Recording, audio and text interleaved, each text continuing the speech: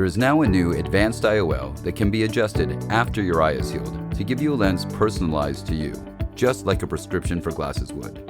RxSight's Light Adjustable Lens allows your eye doctor to change the power of your new IOL using UV light. The special silicone material of the light adjustable lens reacts to UV light and changes shape to match the prescription you and your doctor select during a routine eye exam.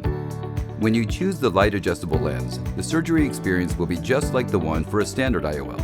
However, as the light adjustable lens is customized after your eye is healed, there are two major differences after surgery. One, you will be required to wear UV protective glasses for a few weeks, and two, you will undergo light treatments in the office to customize your vision. After surgery, you will be given UV protective glasses to help protect your light adjustable lens from indoor and outdoor sources of UV light.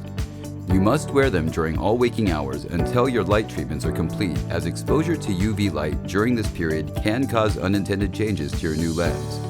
After your eye has healed from surgery, your eye doctor will examine your eye and perform the first light treatment, which takes around 90 seconds in your doctor's office. Between 2 and 4 total light treatments, each separated by 3 days, are required. The necessity of additional light treatments is based on achievement of your desired outcome. 24 hours after your final light treatment, you will be able to enjoy your new custom vision without the UV protective glasses.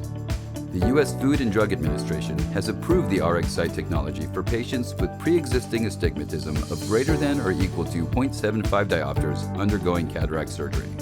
Ask your doctor to explain the possible risks and benefits of cataract surgery. For risks and benefits specifically related to the light adjustable lens, please see the RxSight patient information brochure, which your doctor can provide to you.